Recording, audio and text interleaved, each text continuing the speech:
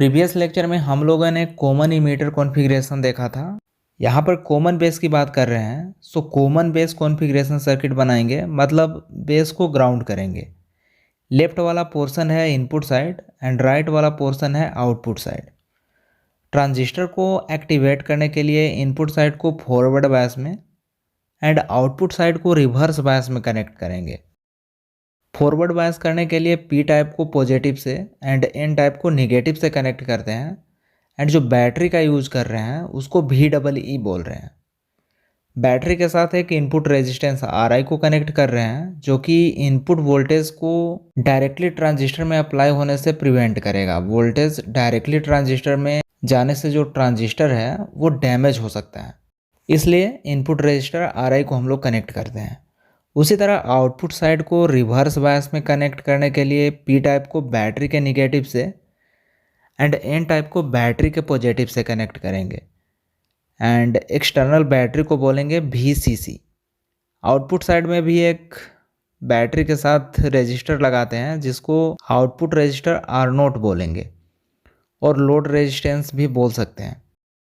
इसमें emitter and base के बीच का पोटेंशियल VBE है एंड कलेक्टर बेस के बीच का जो पोटेंशियल है वो VCB है। इस तरह कॉमन बेस कॉन्फ़िगरेशन सर्किट बना लेंगे। एंड एम्पलीफायर का मतलब है कि जो सर्किट है वो इनपुट सिग्नल के एम्पलीट्यूड को इंक्रीज करेगा। लाइक इनपुट पर स्मॉल एम्पलीट्यूड सिग्नल अगर अप्लाई करेंगे तो आउटपुट पर कुछ इस तरह का हाई एम्पलीट्यूड सिग्नल मिलेगा। सिग्नल एम्पलीफाई कैसे होती है उसको समझते हैं। इसमें जब इनपुट साइड का पोटेंशियल VBE को थोड़ा सा इंक्रीज करेंगे, थोड़ा सा उसमें चेंजिंग करेंगे तो आउटपुट पर जो कलेक्टर करंट मिल रही है वो काफ़ी ज़्यादा इंक्रीज हो जाती है due to current gain. Current gain को बीटा से डिनोट करते हैं। VBE को चेंज करेंगे तो लिखेंगे डेल VBE एंड जब कलेक्टर करंट चेंज होगी तो उसको लिखेंगे डेल IC। इनपुट पर थोड़ा सा पोटेंशियल चेंज करने पर आउटपुट करंट काफ़ी ज़्यादा चेंज होती है, आउटपुट पर करंट गेन मिलता है।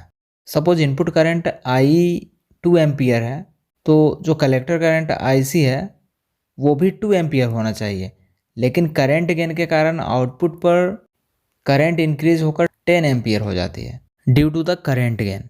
Output current beta time input current होती है। कॉमन बेस कॉन्फ़िगरेशन के केस में IC आउटपुट करंट है एंड IE इनपुट करंट है। सो कलेक्टर करंट IC जो है वो बीटा टाइम इनपुट करंट होती है, that is IB। 2 ampere input है और आउटपुट पर 10 एम्पियर मिल रहा है, मतलब 5 एम्पियर यहाँ पर करंट गेन हो रहा है। करंट गेन बीटा का वैल्यू 5 एम्पियर है। सो करंट गेन बीटा के कारण स्मॉल एम्पलीट्यूड इनपुट सिग्नल जो है वो एम्पलीफाई होता है, आउटपुट पर हमें हाई एम्पलीट्यूड सिग्नल मिलती है। इसमें base current IB and collector current IC मिलकर इमीटर करंट IE बनाती है, मतलब del IB and del IC मिलकर डेल IE बनाएगी जो कि इस डायरेक्शन में फ्लो करेगी।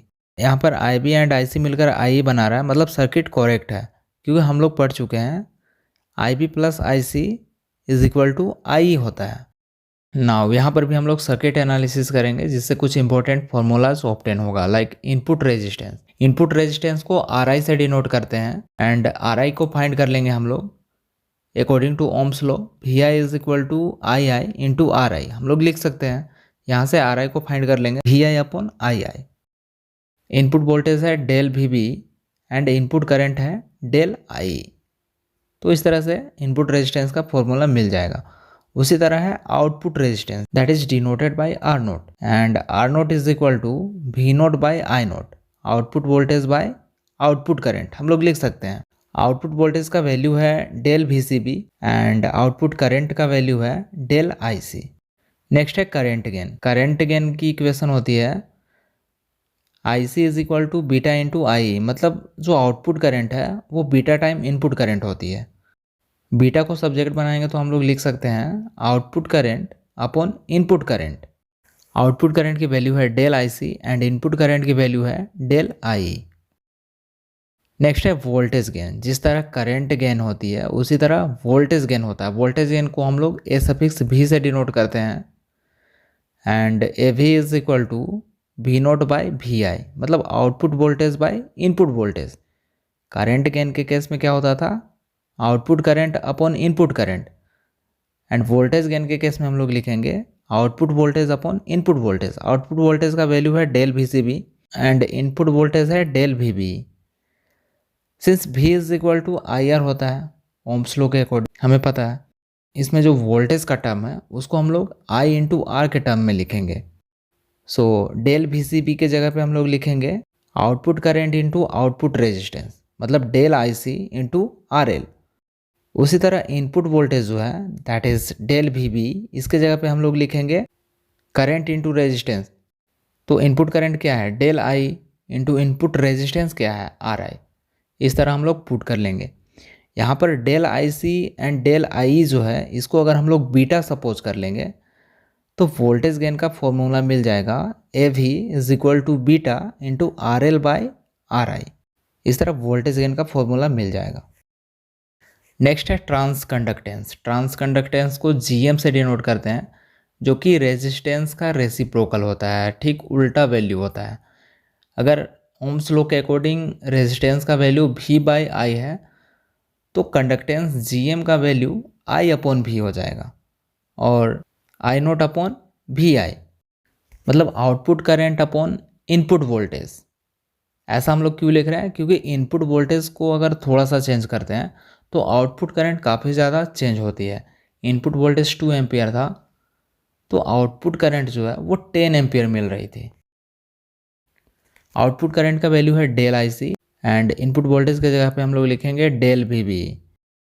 इसमें दोनों साइड अगर डेल IE से हम लोग डिवाइड कर देंगे then GM is equal to del IC upon del I upon del VB by del I। इसमें del IC by del I जो है वो बीटा के बराबर होगा and del VB by del I जो है वो इनपुट रेजिस्टेंस RI के इक्वल होगा। तो हम लोग लिख सकते हैं transconductance GM is equal to beta by RI। What is transistor? Transistor एक टाइप का सेमीकंडक्टर डिवाइस होता है जिसका यूज़ इलेक्ट्रिक करंट और वोल्टेज को इंसुलेट और कंडक्ट करने के लिए किया जाता है। ट्रांजिस्टर में टोटल 3 टर्मिनल होता है, that is base, collector and emitter. Transistor circuit configuration total 3 type का होता है, common emitter transistor, common base transistor and common collector transistor. What is PNP transistor? NPN transistor एक टाइप का transistor family होता है जिसमें N टाइप मटेरियल जो है वो 2 P टाइप मटेरियल के बीच प्लेस्ड रहता है। तो इस तरह से कोई भी टॉपिक को अगर आप इजी वे में समझना चाहते हैं तो चैनल को सब्सक्राइब कर लें और बेल आइकन को भी प्रेस कर लें ताकि वीडियोज आप तक पहुंच सकें।